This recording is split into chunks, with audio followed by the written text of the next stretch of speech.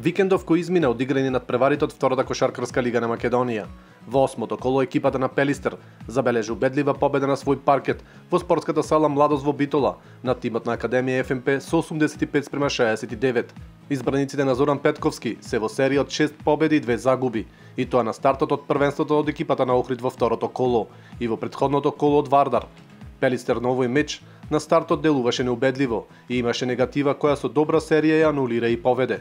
Во редовите на зелено-белите повторно се истакна искусниот Анакиевски, кој го предводеше домашниот тим до најубедливата победа оваа сезона. Ова беше една очекувана рутинска победа за нас, меѓутоа не онака како што очекувавме ние, затоа што во првата четвртина имавме доста проблеми.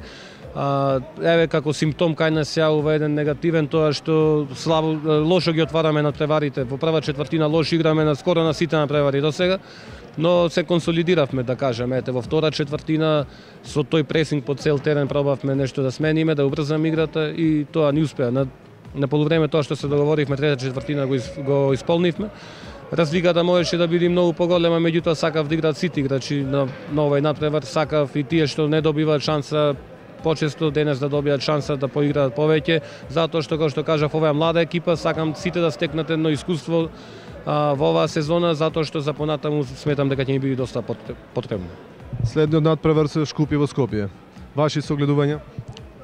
Па видете, тие имаат појачување 20 од Штип, тој е тежок терен за игра, секогаш.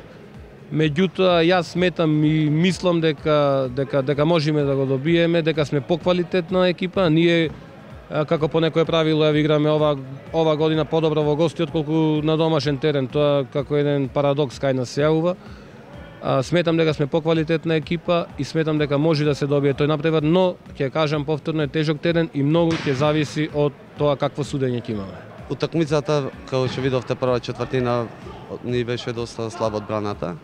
Со тој пресинг и втора четвртина стегнавме и достигнавме еден наш резултат што само очекуван. Следниот дуел е со Шкупје во Скопје. Што очекувате, какви се вашите согледувања? Со Шкупје тие се еден солиден тим, мислам тежок терен е.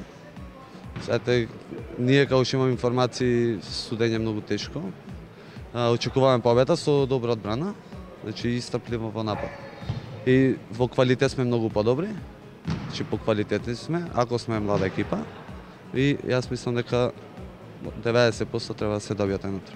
Во преостанатите надпревари одиграни во осмото коло, Ангелија доби пресметката со Радовиш со резултат 84-79. Охрид повторно убедлив, совладувајќи го во ова коло тимот на Шкупи со 101-75. На домашен паркет славеше и тимот на Вонјански лисици на Тетекс со 81-63.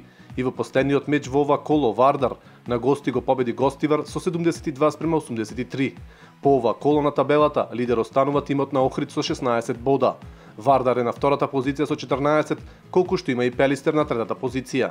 На четвртата и петата позиција со 13 бода се екипите на Гостивар и Вонјански лисици. Тимот на Ангелија е на шестата позиција со 11 бода. Академија ФМП, Шкупи и Тетекс имаат по 10 и последен е тимот на Радовиш со 9 бода. Во следното коло, последно за оваа сезона, која се игра на 19-ти, се среќаваат Тетекс Ангели, Академија ФМП Гостивар, Шкупи Пелистер, Радовиш Охрид, Вардар Вонјански лисици.